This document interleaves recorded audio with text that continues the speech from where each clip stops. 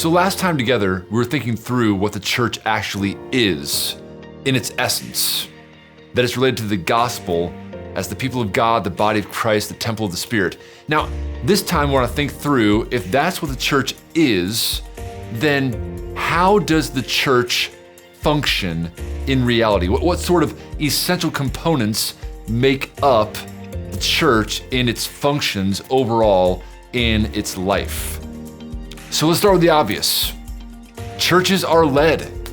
Leadership is an essential component of the church overall, and we'd say from Scripture, churches are meant to be called as pastor, elder-led churches. The term pastor, elder, and overseer are used in the Bible as different terms, but referring to just one office. So pastor, elder, overseer refers to one office, and there are numerous texts on this, like Acts 20, verse 28, where Paul's speaking to the elders of Ephesus. He says, pay careful attention to yourselves and to all the flock, shepherd language, in which the Holy Spirit gives you overseers to care for, or literally to shepherd the church of God. So you have elders, oversight, and pastoral functions in that one context there. Or 1 Peter 5, 1 through 4, Peter addresses elders there and tells them, exercise oversight and shepherd the flock of God that is among you. So those three terms again are seen in one context. So pastor, elder, overseers, in a plurality, lead a church. And so they give vision for the church, they preach the Bible and teach the Bible, they shepherd God's people, they give oversight to God's people, they tend the flock, they would refute false teaching and false teachers, they lead in the church. And then it's a deacon-served church, pastor, elder, overseer led, and then deacon-served, which is a bit redundant because the word deacon simply means servant. So by this we mean servant served. So 1 Timothy 3, 8 to 13 speaks of the qualifications of a deacon. In the previous verses, it hit upon elders, overseers, pastors, and here deacons are called to a certain kind of character to serve in the local church as its servants. So pastor-led, deacon-served, and third, we can say the church is member-governed and ministered. Member-governed and ministered. Now, what we mean by that is, in certain contexts of the Bible, the church made a decision. For example, in Matthew 18 with church discipline, the last step is you take it to the church and they would weigh in on that decision for discipline. There are also moments in Acts we see the church weighing in on doctrinal matters or matters of missions and sending out missionaries. So there are times where the governance of the church has member involvement. And then also it's member ministered. Ephesians 4 reminds us that God gave us apostles and prophets and evangelists and pastor teachers to equip the saints for the work of ministry. Why? So that they can build up one another and grow into Christ's likeness, into Him who is the head.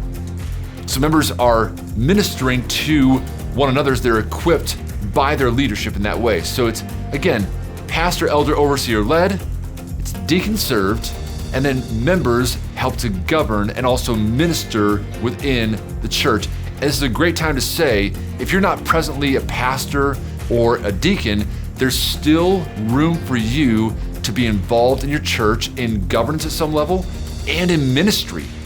Your church needs you to minister. If we have any hope of multiplying churches in this country and beyond, we need to see pastors multiply, of course, deacons multiply, of course, but then also members take upon themselves the call to govern as God calls them to, and to minister in their church, to have a mindset of, maybe God's calling me to go this church plant and minister there.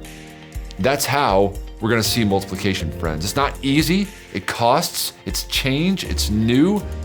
Even thinking through how you can minister can take time to figure out, but it's worth it because the church is in need of every single one of our ministries. So there's leadership. Secondly, a key essential is membership. Church membership. Now, church membership, to define this idea, is the commitment.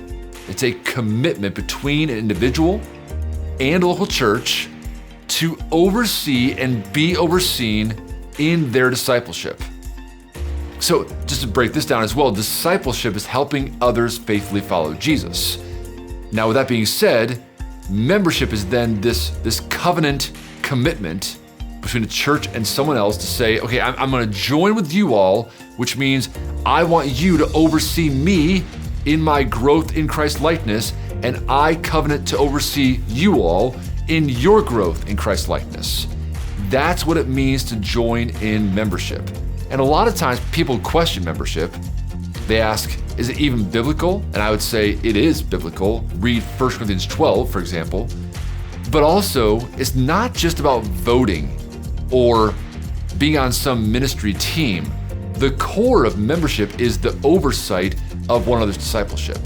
That's the call in our lives. That includes encouraging, exhorting, rebuking, correcting as well. So the idea of encouraging, exhorting, Hebrews 3 reminds us of this, that we're called, as long as it's called today, to exhort one another day after day, so that we're not hardened by the deceitfulness of sin. Your fellow church members need your exhortation in their lives to continue on in Christ likeness, and you need their exhortation to be all that you're called to be in terms of your own growth as well. So that's a key thing to keep in mind. So encouraging, coming alongside and exhorting, and then also rebuking and correcting. Membership involves at times rebuke, correction. Matthew 18 reminds us, for example, if someone sins against you, you should go to that person in private and confront them and talk through that. And if you win them over, if they repent of that, recognize that, you've won your brother. If they don't, you take some witnesses. If they still won't hear, you bring it to the church. And then if they still will not hear you, then removal from membership is called for. So there's times we're all going to need to be rebuked and corrected. All of us fall short of God's glory in our sin. And so it's key that we have a humble posture, that we give correction humbly and receive correction humbly. That's a key part of membership. So leadership, membership are key essentials in the church. Also, the ordinances. The ordinances. So that's a word that just simply means, well, these are realities that are ordained by our Lord Jesus, and then we see them practiced by the early church. And there are two I'll mention here. First, baptism. Baptism is the initiating sign of the new covenant. Believers are baptized. Think of the Great Commission, Matthew 28. Go, make disciples, baptizing them. Who's the them? It's disciples of Jesus, those who believe in Jesus.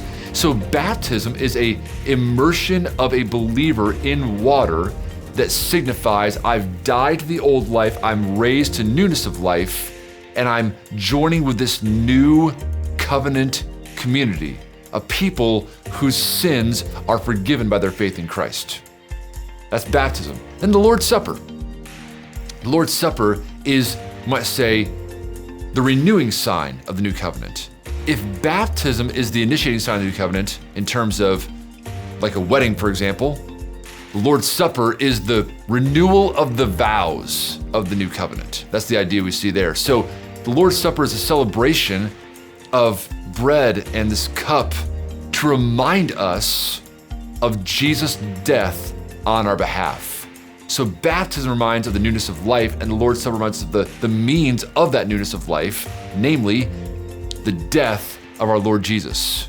It's a sobering time, but it's a celebratory time to recognize with the people in our church, we come together around the gospel. So the ordinances are key.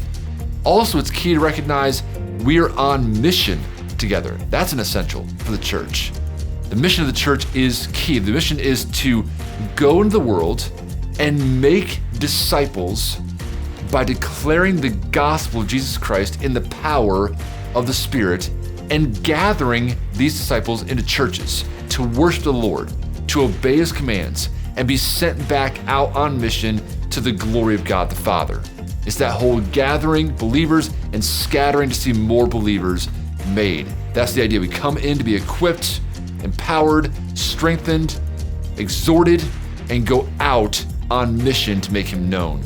Now, the end of all the Gospels, Matthew 28, Mark 16, Luke 24, and John 20, all speak to that Great Commission, we might say. But here's a summary in Acts 1, verse 8, where it says that we will receive power when the Spirit has come upon you, and you will be my witnesses in Jerusalem and in Judea and Samaria and to the ends of the earth. Now, I say we there, of course, it's you, first century believers there. The apostles are given the Spirit of God and they go to these places. But make no mistake, friends, the same Spirit they received is the Spirit that we receive at our salvation. And as they're called to go, we are called to go. John 20, Jesus says, as the Father sent me, even so I'm sending you. We are called not just to gather and huddle with believers, as great as that is. We gather to be exhorted, equipped, helped, comforted, serve, and then go on mission to make disciples. That corresponds to another essential in the church, which is word ministry. The ministry of Scripture, which takes a wide variety of forms. There are numerous ways the Word of God can be ministered by a variety of people. Colossians 3, verse 16 tells us, let the word of Christ dwell in you richly, teaching and admonishing one another with all wisdom, singing psalms and hymns and spiritual songs with gratitude in your hearts to God. Now, that verse is not written to pastors. Of course, it includes pastors, but that verse is written to the church at Colossae. And I say that because every Christian should receive that verse and say, oh, it's my responsibility to let the Word of God dwell in me richly so that I can teach and admonish other people. So we can do this in a variety of forms. All of us can engage in evangelism. Some will engage in preaching the Bible week to week in their churches. Many will be engaged in teaching. In fact, all of us will at some level, whether it's a classroom, a big class, a small group, or someone at work trying to teach the Bible too. We engage in discipleship, again, helping others faithfully follow Jesus, older women with young women and older men with younger men, discipling them to help them grow in Christ likeness, showing them the content of the Bible, and then showing them the lifestyle they should emulate in that discipling relationship. Beyond that, we can also minister in counseling. Some will have opportunities to meet with others one-on-one or in small groups and be able to help them apply the Bible in specific problem areas. Fellowship, opportunity for us to come around the gospel and gather and be edified in those ways as well, around a table of food many times. And the food's great. We discuss a lot of things, but fellowship revolves around our mutual belief in the gospel, which of course goes toward hospitality. Having people in your home, enjoying that time together, feasting together, having good conversation, asking questions like, what's the latest sermon you heard and how did it impact you? What did you last read in the Bible and how did that impact you? How do you see God at work in your life? And how can I pray for you? Those are all great hospitality level questions. So those are essentials of church life. So based on that, what are we called to here? What are some action steps? Well, first, know how the church is to function based on what it is. All right, so don't forget the last session, we said the church is the people of God and the body of Christ and the temple of the Spirit. So based on that, we should engage with our identity and live that out as the church. People who are worshiping, who are unified around diversity of gifts, people who are holy as God is holy. Second, engage in the full life of the church. Don't pick and choose, don't come once a month, gather when the doors are open, be there, Be fully present when you are there. Get off your phone, engage with the Word of God, pray, sing, engage in the ordinances, talk to people before and afterwards for your edification. Engage. Get into the life of your church and be all in on what God is doing there. And third, based on that as well, minister the Bible to one another. Take the Word of God as you read throughout the week and be ready to share that with other people. Let it dwell in you richly so you can teach and admonish others with those truths. I'm telling you, you have no idea the kind of encouragement you can be if you will walk alongside others, listen to them, care for them, love them, and speak the truth of the Bible to them. So I would encourage you to not just think about your time in the Word as being just for you. This time in the Word is for your spouse, for your kids, maybe for your grandkids, and for those in your local church.